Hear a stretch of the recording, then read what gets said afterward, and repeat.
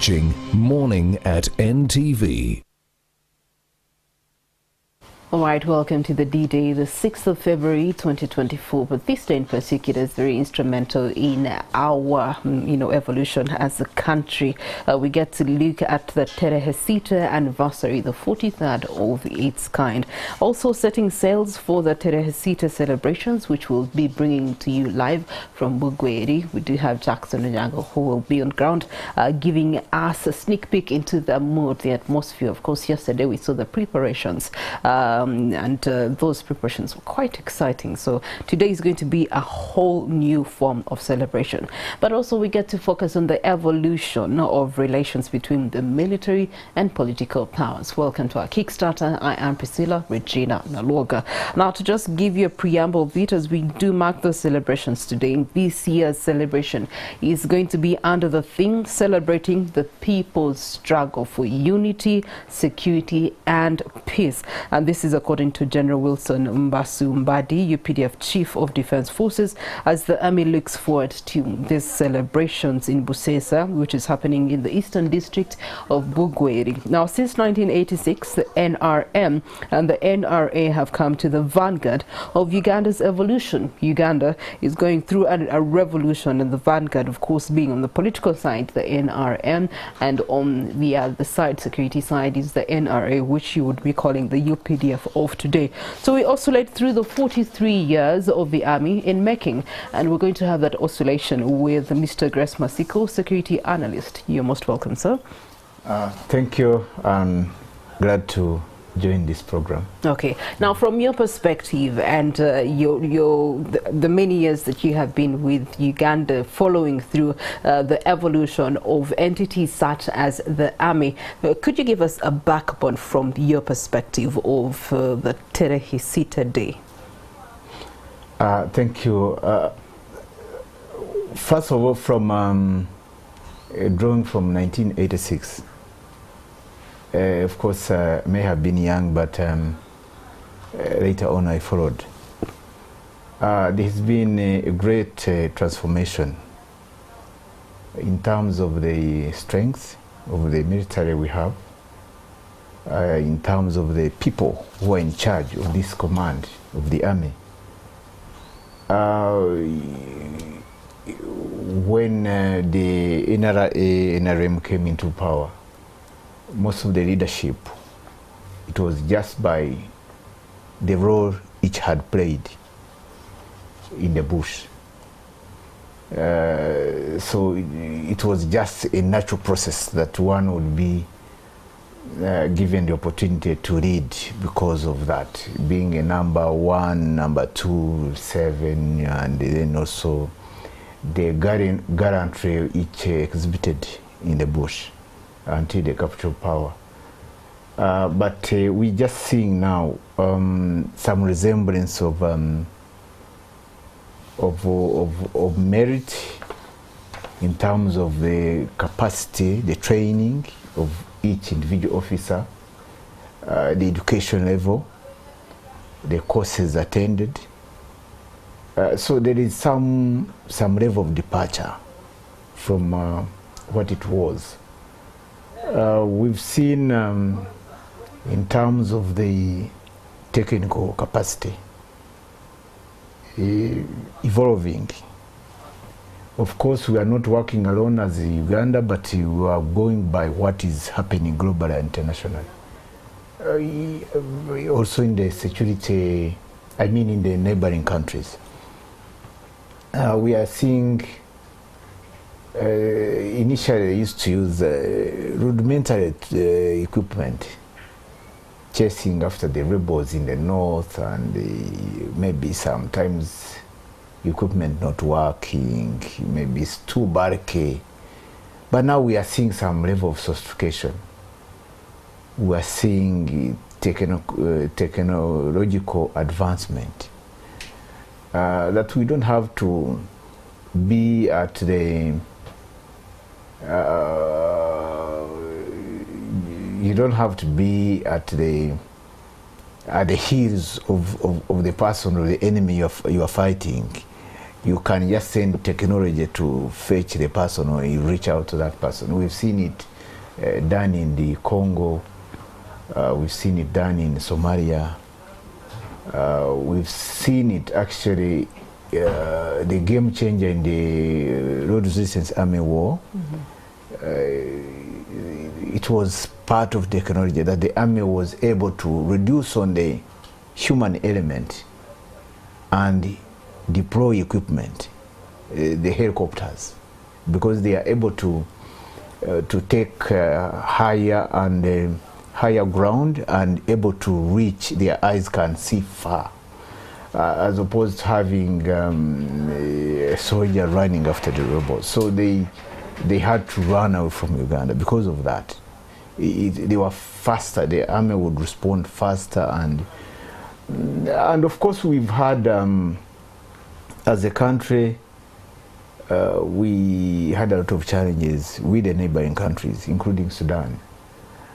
We had issues with Congo, we had issues with, one was maybe political, but also there were economic element, and they also seeing this guy, you know, there was a lot of talk around Dinara and Museveni being a socialist, and he also wanting to, someone just emerging from nowhere. So there was like that bit of shock. If you, the viewers, if you can, they can recall what happened with Kenya, because Kenya initially we used to buy everything from Kenya, but all of a sudden then there was this change, bringing these other factories within Uganda that would provide the basics that the country needed, and it did not definitely please our neighboring countries like Kenya, because we had been their market for long. So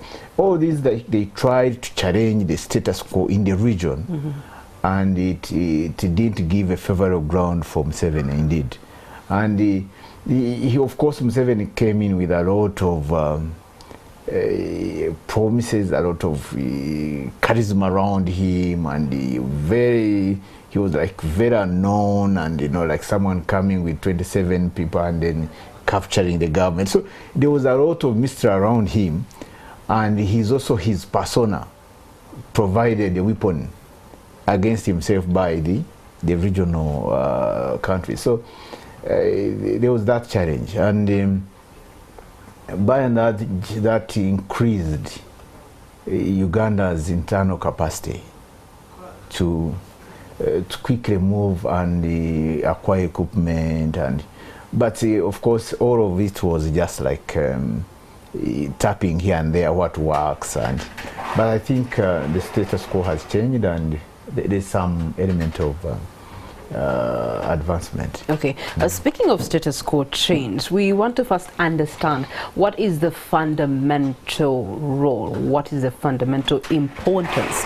of a country to have an army?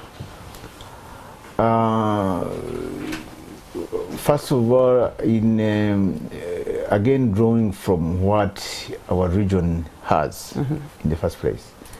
We are in a not a stable region in the first place. If you are you are in such an instability, in such a volatile region, having a weaker army is too much of a disadvantage to you. And the Congo at the moment is paying a huge price. That it's look like everyone is running it. You have rebel groups from Uganda, from Rwanda, from Burundi, from within Congo, from other countries, Central Africa, all operating in. That means that's the price of having a weaker army in a volatile region. And it's something that they may really have to, unless they up their game, because you cannot rely on the neighboring states. I've seen them approaching SADC, but there must be internal capacity. We've seen the weak military in Somalia. It's not their making, but it's a historical thing. But still, they are paying a lot of price. That Al-Shabaab can overrun a whole region, and the army is running away. and they are leaving it to the mass of they are leaving the population, the mass of the Al-Shabaab, who are not state entities. They can do anything with that. So having a strong military indeed is one of the survival of a state. You've seen even America, it's no longer manufacturing a lot, but it's still running on the power of the military. So one may like it or not, but that's what the geopolitics can tell us. Okay. All right. Thank you so much, Mr. Masiko. We are also joined in this very same conversation looking at the Tarehe Sita Day by Alex Waisa-Mfumbiro with the National Unity Platform. And I'm going to pose the same question to him. But good morning to you. Good morning. Very good. How are you? Humbled to be here again this morning. Okay, so Mr. Masiko here was giving us his analysis of the evolution of the army and its primary importance to any nation. I'm going to pose the same question to you and ask for your perspective on that. In the perspective of our army or internationally? Well, you can give us our army and then you can also relate it with international. All right. First of all, I am humbled to be here on a day that is supposed to be historical to all of us as a nation, but has over time been overlapped by the realities of what we face as a people and a country. But of course, I wish to salute those men and women, those professional men and women donning our uniform at the different operations, legal or illegal, because the clear doctrine of the military is command. So I wish to salute them. We know what you are going through. It is not the promise of the 1986. I did listen very carefully to the Honorable Masiko here, and he clearly cut it out as it was a surprise, probably of the type and character of person who had taken over the country, but he had been around, including organizing that sham election, which he later used as an escape route to lying to Ugandans that they are going to be liberated. An army is supposed, if you look at the modern times, an army now has become the most sophisticated institution all over the world. They are privy to the most available, thought out technology, because that is where the globe is shifting. If you look at the wars now that are happening, they are far different from the wars or the wars that we have had in the past in the world. People using more technology, drones, less human involvement, but more technological advancement, because that is what we would discuss as an evolution. Of course, the professionalism aspect in our country. First, I think as we were a little bit growing, some of us who were born around the coming of this regime, some elders had hope that there was a true evolution of our force, because we had, and you must have had, all of you, General Museveni effervescently talked about professionalization of the army. Like, he spoke about all other institutions in the civil service, where he thought that much of the good work that would have been done was being derailed by the cadreship of UPC and others. So our army, in terms of expenditure, budget, because an army is it's the budget you have. Mm-hmm. But as you evolve, where do you allocate your resources? To the ghost soldiers, to the junk helicopters, to the corruption, to the Yakutaga scandal, to the lack of welfare, In fact, if you look at as an expert, he will tell you our army has been affected by the realities of keeping the longevity of the dictatorship, and therefore even what they're supposed to have they don't have. I can tell you, if you went to all other military bases all over the world, even here in places Rwanda, Kenya, a soldier is supposed to have the greatest benefit because they are serving the highest risk on behalf of many Ugandans. Okay. The emoluments are supposed to be timely. Not only timely, they're supposed to be sufficient. The education system, a child of a soldier, if you look at the establishment of the barracks schools and what, was that a soldier was not to face challenge to educate his child as he's serving a Ugandan in Somalia. Okay, we're going to be joined by a soldier that is going to be speaking to some of these things that you are stating. You talked about the greatest benefit and also the greatest service. Do those two correlate for our Ugandan army? And so we're going to be joined by Major Charles Kavono, spokesperson with the UPDF 1st Infantry Division, right after this break. Morning at NTV. Yes, a very good morning to you who is watching NTV Uganda. For us, we are coming to you live from the Eastern District of Bugweri here in Busesa Town Council, where the 43rd Tarehe Sita will be marked today. This is where the national event will be marked, and we're expecting that President Yoweri Museveni will be here to officiate at the event. This is in the eastern region in Busoga, where this event is being marked, and of course it comes just a week also after the Liberation Day was held in the in Jinja district, which is just after Iganga. Bugweri was actually carved out of Iganga district in 2018, and therefore it is an independent district running its own affair, and this is the first event that the district is hosting as a national event. So to the residents here, it is really a mood of celebration.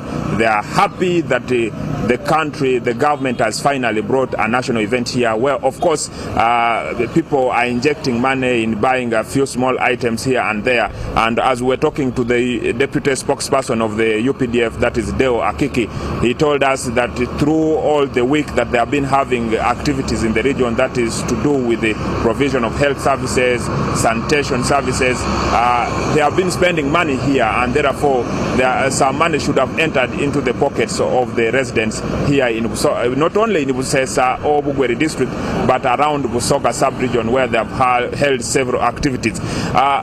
We spoke to the residents here. Right now, the security looks to be calm. People are going about their business, except for the event that will happen there. That's why you could be seeing some deployment around here. But I can say the situation is peaceful. However, speaking about security, some of the residents that we talked to are concerned that there are some incidents of course, to do with the theft, robbery, such things, and they are saying that this is something that the security personnel need to intensify on their efforts to ensure that the people are totally secure. If somebody herds animals, they are sure that, you know, at the end of the day, they can rear that animal from a time when it is 0 years old to when it is mature, and they can sell and get the benefits. That seems not to be the situation today. And I think for those who are in Kampala, this may not be different to them. Of course, we have heard of situations of people when they are leaving their jobs, they are being hit. If you are talking of my colleagues at the newsroom there, we have some who are nursing their wounds currently. And therefore, this is where the population wants now the security personnel to intensify their efforts. Of course, the contribution of UPDF, the police, the prison services are generally being appreciated, well knowing that UPDF currently does not only have a role in Uganda, but it spreads across to the nearby Democratic Republic of Congo. We have had missions in Somalia and elsewhere, and therefore it is something that people are proud of. In terms of some of the activities that the UPDF personnel have been holding in this area is also the provision of health services. And when we talked to the spokesperson, the deputy spokesperson of the UPDF, he indicated that up to about 40,000 people by yesterday had received health services, including minor and major surgeries that were conducted here, and it's something they are proud of. However, to the woman member of parliament, this showed that government also now needs to put in effort in terms of providing health services to the population, because he said this is currently in a deplorable state. Even the health center for here is almost non-functional, so they want government to commit resources in terms of the health sector, in that the population can be able to benefit. Currently, the major hospital that is in around this area is in Nakavule, that is in Iganga, and even there some of the health services may not be obtained, so people have to be taken up to Jinja or Kampala. So this is some area that they require government to intervene, just as the education sector. Also they say that government still needs to put in some effort. Of course, statistics that have always been produced by Uganda Bureau of Statistics have always indicated that Busoga sub-region is one of the poorest areas in these countries, if you're talking of regions.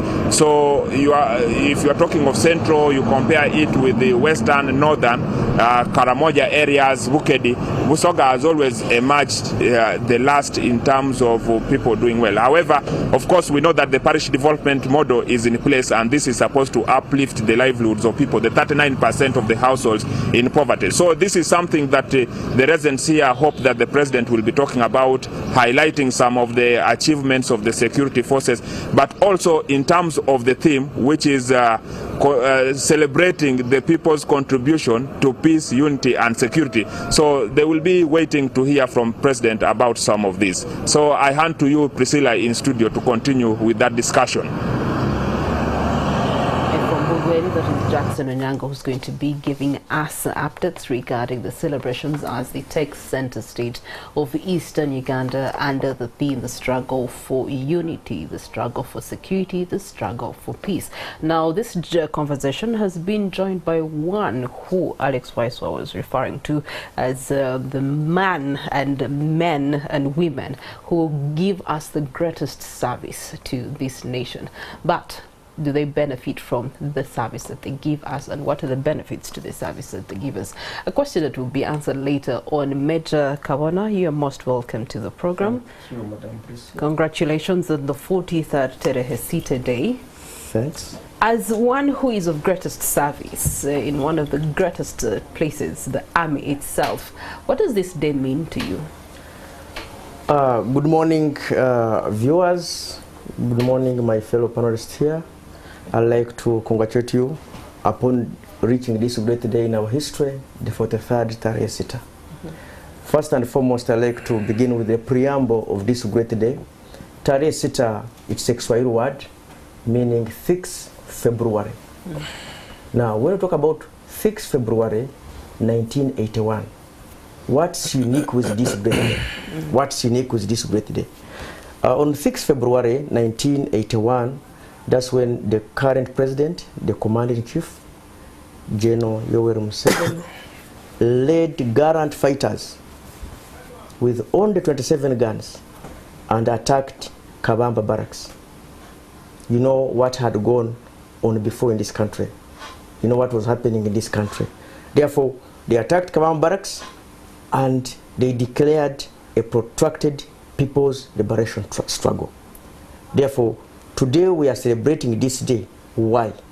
Because if it wasn't this day, we strongly believe that Uganda wouldn't have reached where we are today. Therefore, this was the foundation stone. And from there, we normally, when we are celebrating this day, it's on a rotational basis.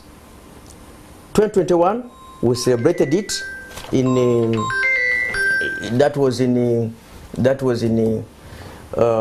Masaka region. 2022, we celebrated it in Mbare region. 2023, we are in Great Mbarara. This time, we are in Busoga, in a place called Bugwere district. The purpose of this celebration basically is to ensure that we give back to the members of the public. We thank Ugandans for the support they gave us during the 5 years protracted people's liberation struggle.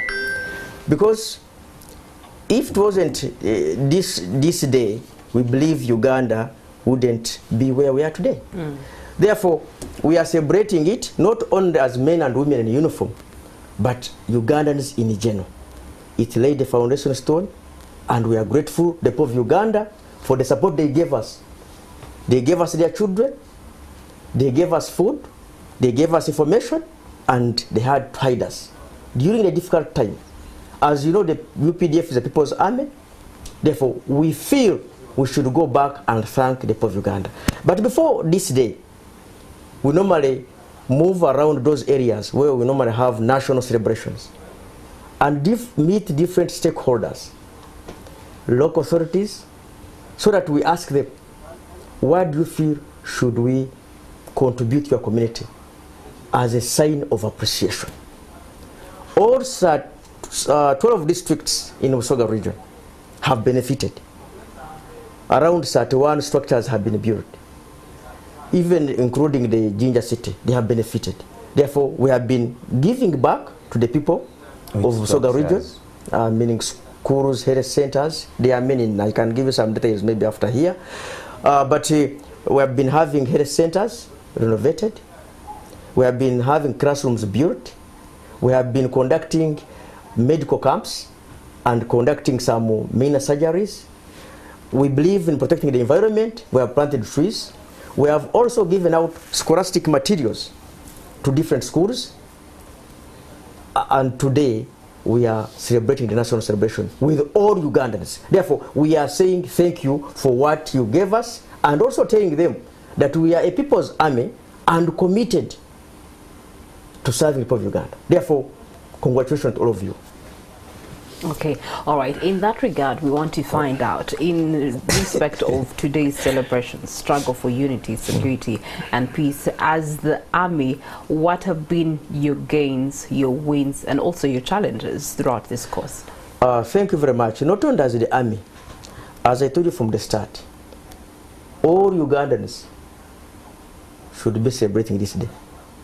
That's number one. Because it wasn't an army issue. It was an issue concerning the country. The economy was heading towards a nosedive. There was arbitrary arrests.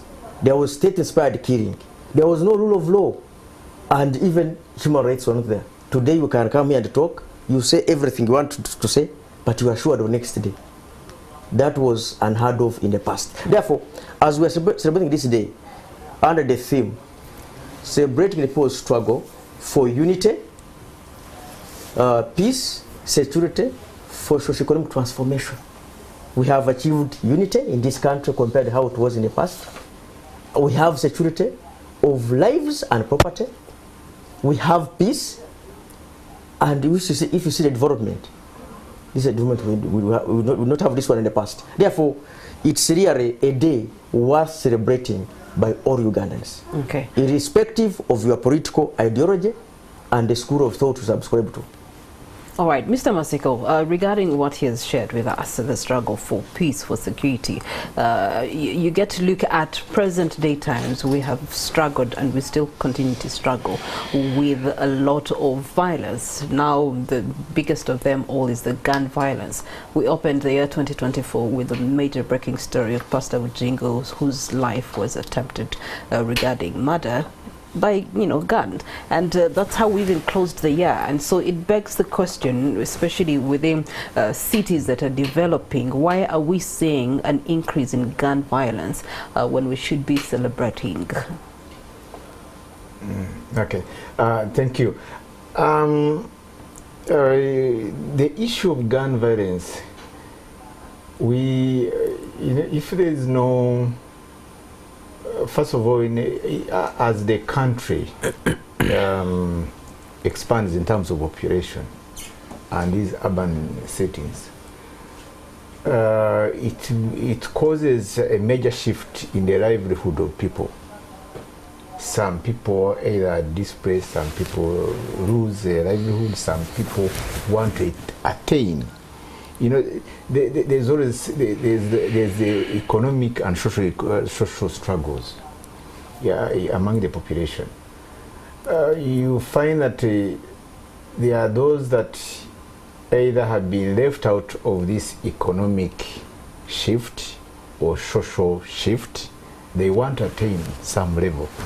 But also that there is something that we want to share in that growing economy. And unfortunately, some of us use other violent means, using a gun. And one would say, for instance, the situation we're seeing in South Africa, because this is the economic powerhouse of this continent. We are seeing what is happening in US. You know, one would say, oh yeah, people in US are okay, they have all the things, they have got money there. But the level of violence, gun violence, is unprecedented. If it came into this country, would actually, some people even in US are running out from some cities because of violence. There's a time I was in Philadelphia. I was always checking my back. Because of what we know. Because of what we know. In Los Angeles. So, unfortunately, gun violence is something which we are going to stay with for some time. Probably, maybe there can be another medicine that the government can provide, but it's something that may not work so easily. That the more we develop, the more the economy expands. It has a lot of issues that it shifts us from what we used to be.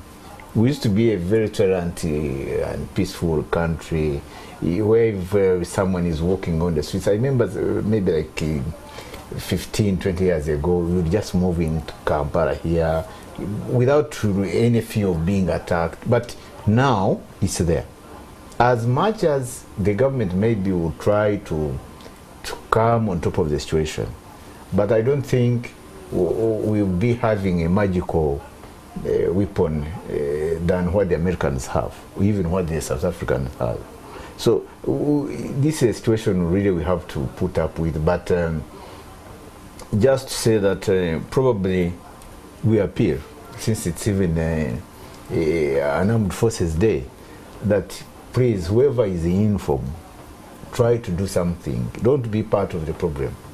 Let another group be responsible for this gun violence, but not one in the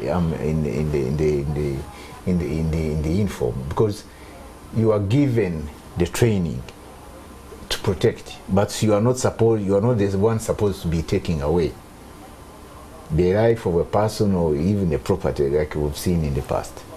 Okay. Speaking of uniform, we have seen quite a number of cases recently of men in uniform either taking their own lives. I think recently, last week, there was a case still in that very same area east of Uganda, where you do have officers that were not agreeing on a certain matter. Guns were pulled out and, you know, death occurred. We did have a honorable minister, state minister last year, who lost his life at the expense of someone in uniform. So while we speak of gun violence outside to the common one into Ugandan, let's talk about it within the precincts of the army itself. That doesn't look good for you know, men and women in uniform. And so how are you handling that, Major? Thank you very much. Of course, we have some few isolated incidents where some individuals could have misused guns, but that one is purely individual mistakes, which we have come out to condemn and even take action. Because in UPDF, we have legal framework which is put in place. We have court martials. Therefore, whoever commits a crime, whether using his gun or using any means, is handled accordingly. Therefore, we don't leave this person to go scot-free or to glorify his actions. He would have committed this mistake as an individual, which does not reflect the institutional position. Because UPDF, I think in the history of Uganda, it's the most disciplined force. And a people's army. Uganda had never had a people's army We had King African Rifles, which was serving the interest of the colonists. We had UA, we had UD, we had UNRA. NRA. NRA was a disciplined people's force. But it was there. Yes, it was there. Yes, it's You're true. giving examples of former armies. From 1995, with the new constitution, NRA turned into UPDF. Therefore, but NRA, it was a disciplined force. That's why it managed to fight a government force in the bush and succeed. People were learning from the government but side. Museveni and was joining. a member of the current military force that was in power. He was the deputy president in organizing the election with Mwanga. So to say the former was a bad apple, so Alex, when this was the before we look at the political apple, relationship it between would the be army, alienating Ugandans. Alex, let's allow what you Major are to saying, first respond. he was indeed he was there, that's true. With the cardinal duty of being deputy and the former Minister of Security and Defense. Alex, he did not can we have Major respond? He did not agree with the method of work of that army and what was going on. And that one led him to read a productive He was in charge. Yes. All right, Major, let's go back to the there. submission that you are making in regards to the indisciplined, isolated cases that you refer to, I think, and how the army is managing. I think, as I told you earlier on, UPDF is the most disciplined force, I think, in the continent, or if not in the whole world. Therefore, whoever commits a crime, I have told you, whoever commits a crime, it's an individual mistake. I can't say that we are recruiting these soldiers from heaven. These are not angels, they're human beings. And we are also recruiting these people from a society that is experiencing moral decadence, although we train them. Therefore, but when you compare the degree of criminality or misuse of guns in UPDF, really, it's very minimal. And our force is disciplined. But whoever goes contrary to the UPDF ethos or methods of work is always dealt with accordingly. Okay. And this one was unheard of in the past armies because the army was above the law. Later on, Mr. Masiko, I'll come back to you in regards to those cases that have come through and how reports never mature in time for justice to then be served in time. But turning to you, Alex, in regards to something that he mentioned, that the army is one of those that has been the protector of human rights, and yet on the side of opposition, there's a feeling that there's been a lot and continued human rights violation. It's one of the advocacy arms that you have as opposition. In regards to that, for you, as your perspective, how should the army be helping to avert human rights violations? It is not even my perspective, it is the country's perspective. It is their duty to protect the life of every citizen. I am, of course, not surprised. That is what he's supposed to say. But the UPDF now is one of the leading institution known for harboring members who are at the forefront of abuse of human rights. For your own information, some of them have even been indicted by our international bodies in terms of their character and abuse of human rights. The names can go on and on if you want them. General Kale Kaihura not being isolated as such, and you know that one is one of the highest in rank. So for me, if I come down now to what has been happening, you know what has happened to many of our colleagues. You have spoken about political affiliation, but the UPDF has turned to be partisan. You serve the longevity of the National Resistance Army, which we think now was turned in the name of UPDF. You are on several accounts being by court, by the Supreme Court has found you guilty of maneuvering free and fair elections. You, in the last election, you participated with the deployment of commando unit by the commander-in-chief, abusing all the rules of the game. They deployed Ugandan soldiers from Somalia. A commando unit and 54 Ugandans, admittedly by all your institutions, were murdered. Others, I'm told, by stray bullets, by the most trained force that we have. Those are the tears that are dripping down on many Ugandans out there, those who have graves in their backyard, because the people who went to fight for them to have a better life have in turn ended their lives by whatever happened on our streets all over the country. I can even tell you, Frank Senteza was murdered by a UPDF patrol vehicle in Busega, refusing humanitarian aid access of Ashraf Kasirye, a journalist. You know the rules of engagement. Even in war, there is acceptance. In Gaza, the question today we all talk about is humanitarian aid. The UPDF stopped humanitarian aid accessibility of somebody going to hospital, Ashraf Kasirye, leading to the murder and knocking down of now the late Frank Senteza.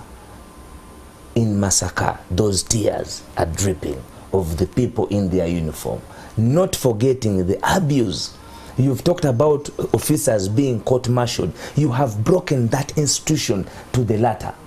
You know that in that court, you are now trying civilians. Machete is a civilian. Olivia Lutaya is a civilian, a mother of two, abducted on crimes of penepharia, putting on this other. Today I am so unlucky that I did not put on my beret. You are free to put it. Are you sure that we are free to put it on? If you are free to put it on. I mean, are you telling the country that those arresting Ugandans because of berets are wrong? Please tell the nation. That is very important. I will tell them. It is important. I can give my time. For me, to me, that is important. So can you finish your submission? No. I pray. He is offering a very important answer to the nation. He will do so. Sure. So can you finish your submission? But I want to thank you that you earlier said that. If you look at, I'm giving the history, and I'm glad he says all those who are charging our people in the court-martial, because he's the spokesperson of the army, are wrong.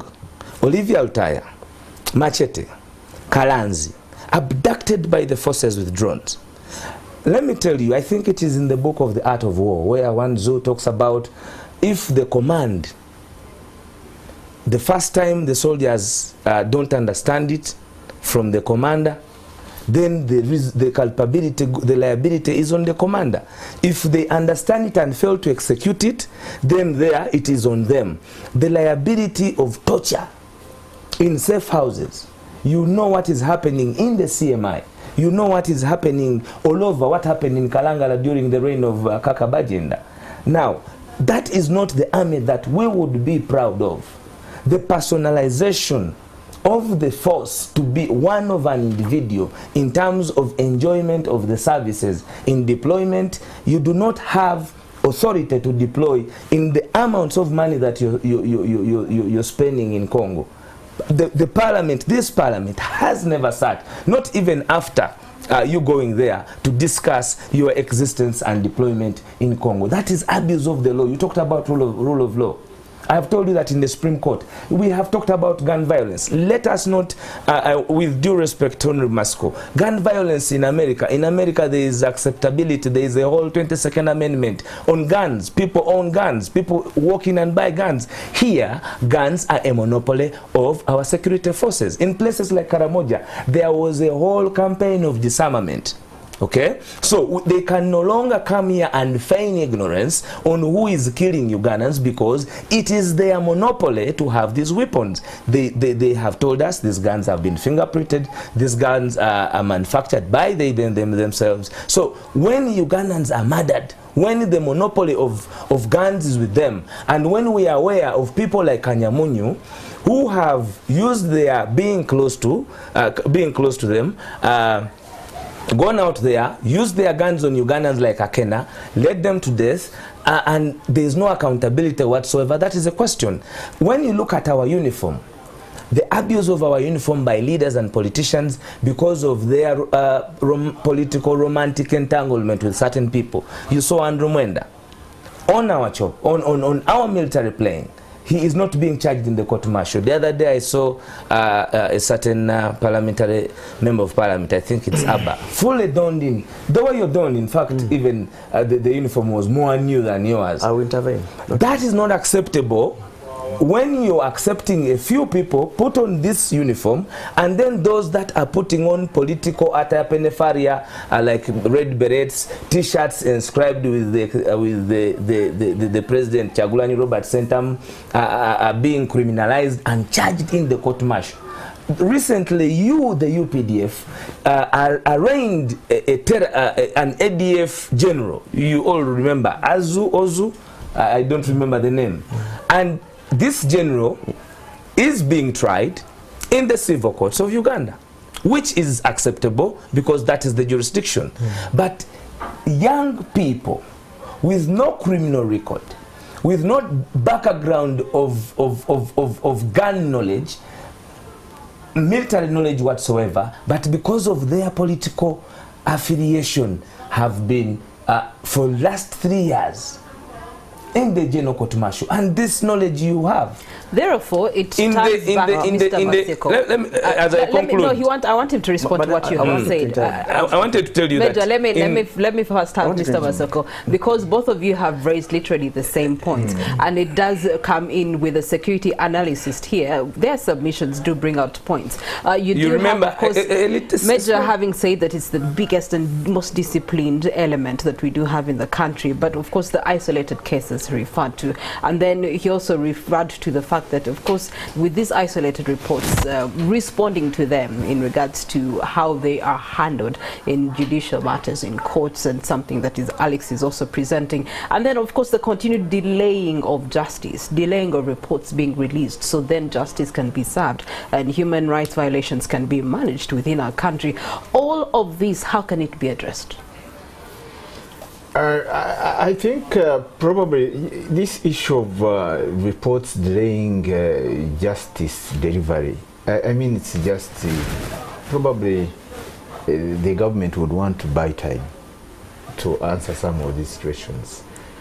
Because if a crime has been committed, there must be evidence on the ground, there must be witnesses. The good thing, there's the improvement in technology now, the technical bit of it, that we can always gather information. So you don't have to wait for a report to talk about someone who has been killed, and then you go to, I mean, in any case, the report is more or less of an administrative issue. It's not a judicial issue, because you cannot just get, you cannot transfer a whole report into a judicial process in court that you are going to use it as evidence. So the judicial, the law enforcement agencies should really take it up. And having said that, we have to admit that we have, as Arya pointed out, we have shifted from our norm. We are moving into a more, we have got now a more, of course, compared to what is happening in the region, we are not up to the level of, for instance, South Africa, or even our neighboring other countries, the nearest, which I don't want to mention, but we know them. We have not moved into this. One we said would finish in 2 weeks. So that's your opinion. So, but we are looking at this, but because of so many factors. One is economic, that there are people who have shifted off from their traditional cover with social protection, with everything, that now they are exposed to this urbanization, that they feel vulnerable, and at times we all react differently. Like when you are faced with a dire situation, you act at times not within your usual means. You tend to adapt into a more radical, violent way. Yeah. All right, Mr. Maseko presents a very tough one for us as Ugandans, how we are able to cope and adopt with the day challenges that each one of us face, whether it is Major Kawona as an army officer, but then a Ugandan at the same time. You do have Alexia, who is in the opposition, but an ordinary Uganda at the same time. Mr. Maseko here himself, with his security analysis, he's still a Ugandan at the same time, who has to manage and cope with the things, myself being on that very same list. So it goes back to you, but we're going to be having reactions to some of the submissions that have been made after this break.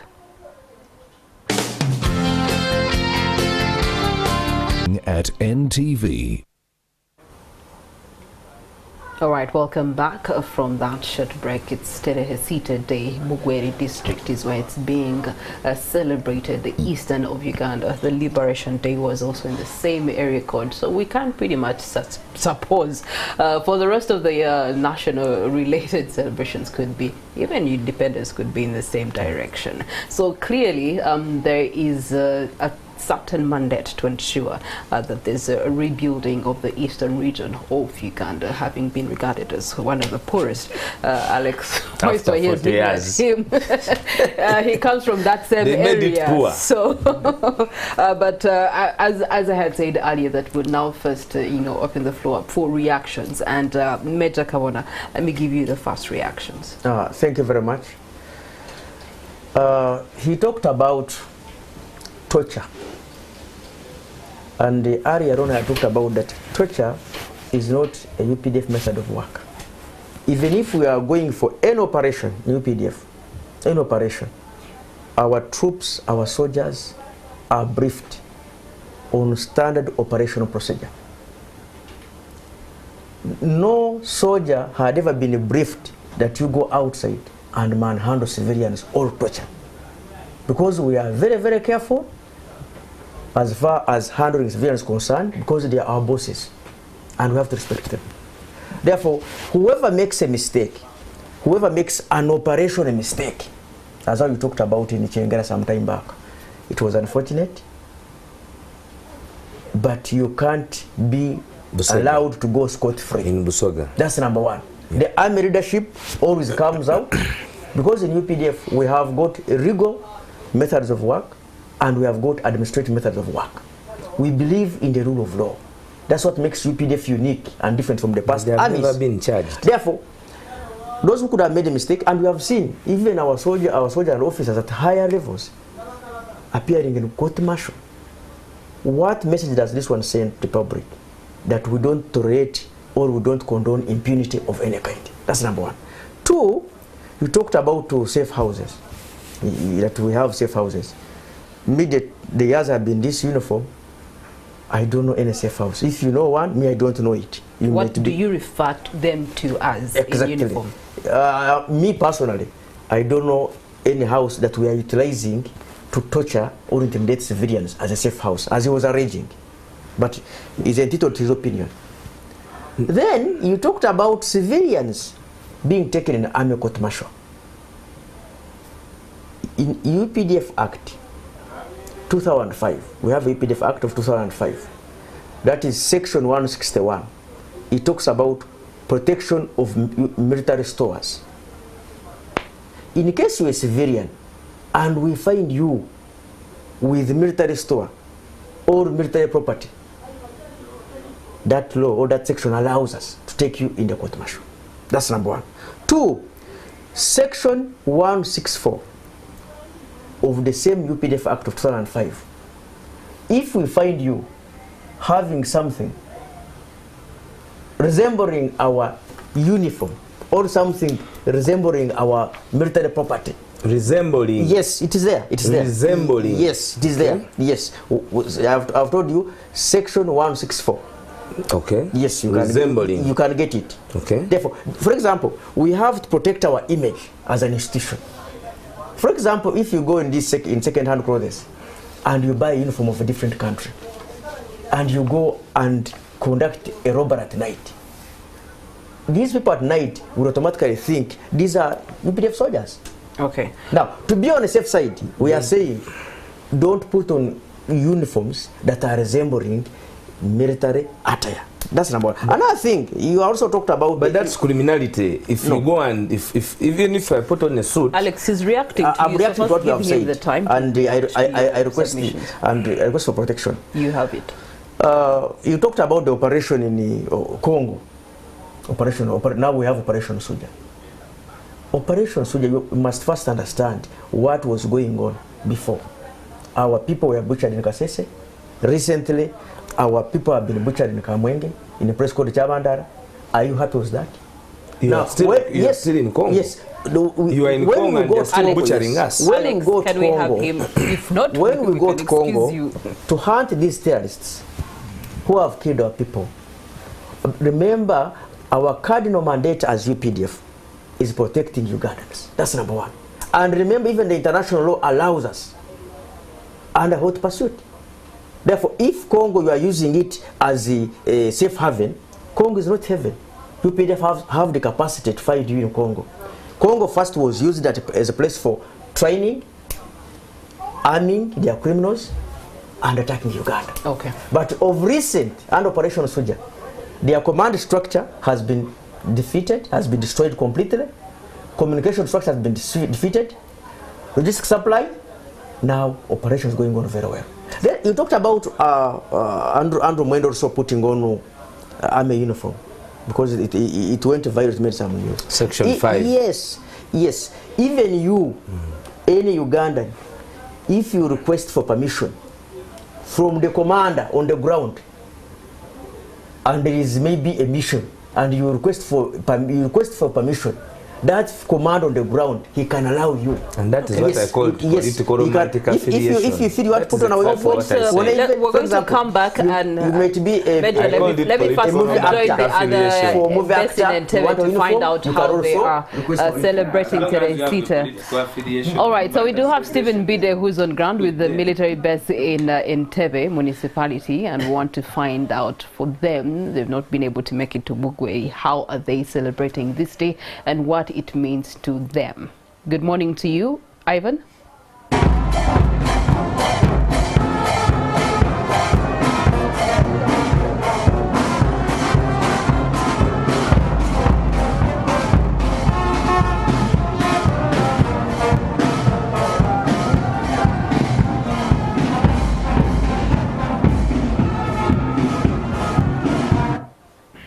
All right, that is marching that is happening, a parade that is happening in Entebbe municipality. Of course, we'll get to speak to some of them later on as we come to the crown of this program. Major, something else that we'd like you to speak into. There's a whole disarmament operation that was going on in northern Uganda.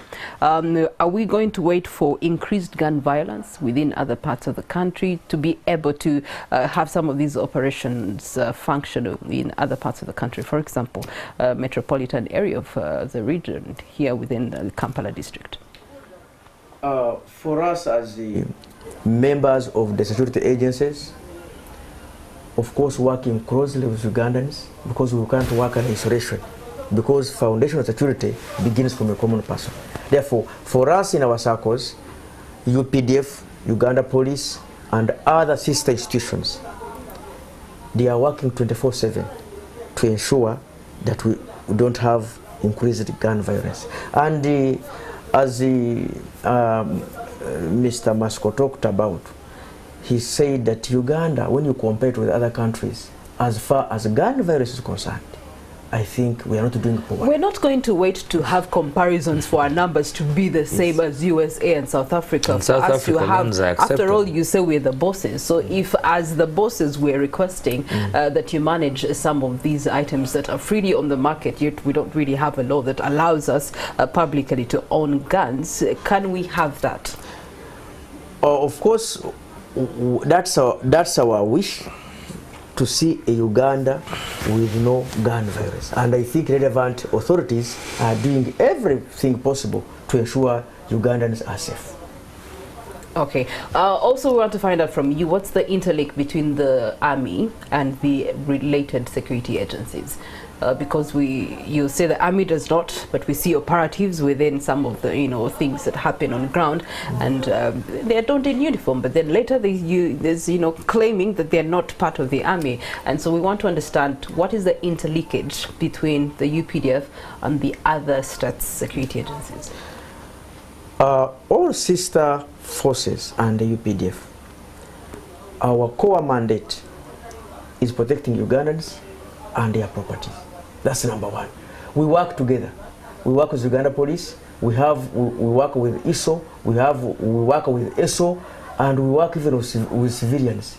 And every member of the public, he has a role to play to ensure that Uganda is safe. Therefore, we have got a cordial working relationship, and we are doing everything possible. Recently, we have NAM.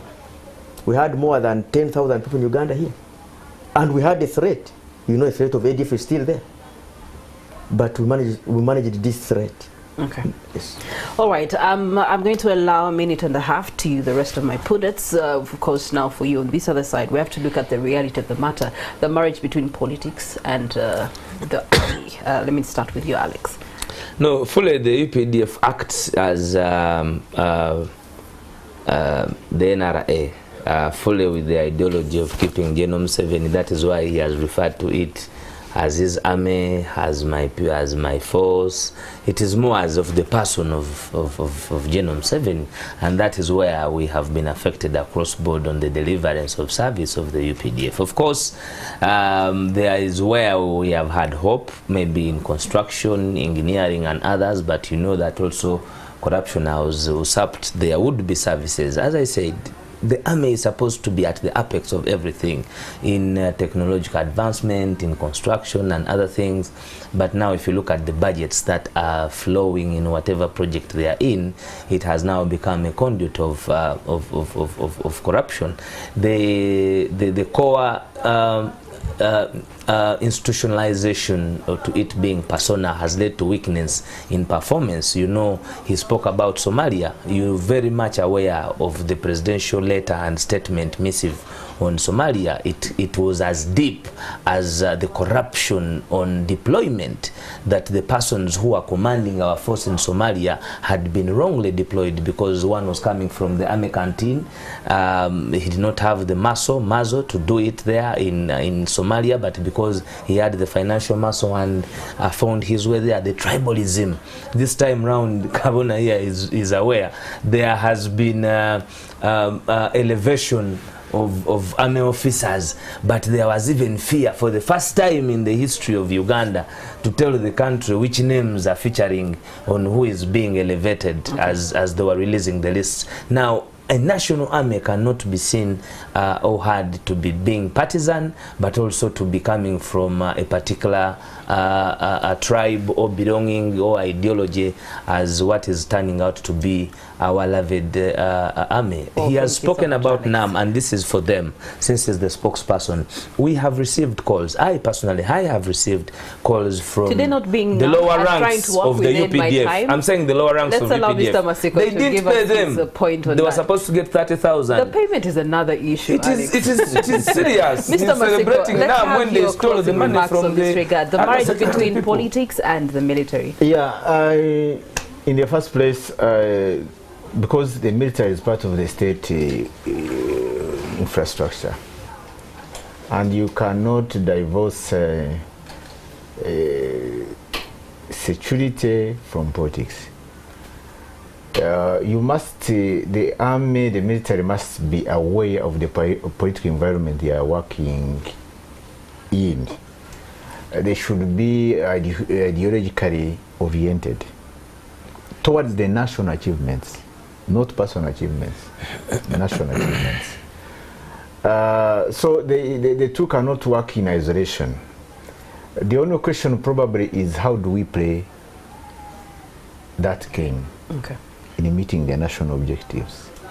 Should we remain like a part of the military? Should the military remain neutral? Should the military serve the whole population, the general public? And how are they doing it?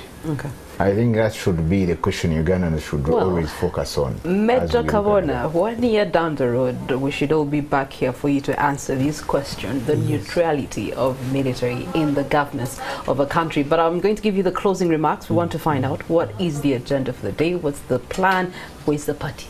Okay. Thank you very much. First, I'd like to inform the panelists here that UPDF is national in character.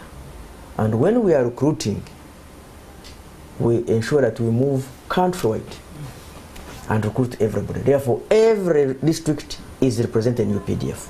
That's number one. For the interest of time, the national celebrations are in Busesa, that is in Bugweri district. But before, we had the district launches and celebrations, and even at the regional level. But in every place in this country, and even outside this country, even in Congo today, where we have our operations, and in Somalia, our soldiers, our officers are giving back to the people. As a first division, on Saturday, we cleaned Bulaga Market, Bulenga Market, and we had a medical outreach at B Health Center 3. Today, we shall have a march. We shall move from the Kachiri Barracks to Bukarango, then we go back, and in the evening, we shall have a friendly match with the Zygoti Football Club as we close the day. All of you are welcome to come and debate with us because the success is shared by all Ugandans. All right. I wish you a happy Tarehe Sita day. And we wish you the same too. Thank you so much, gentlemen. Thank you so much for your submissions towards the state of security, peace, as well as, you know, the struggle that still does continue.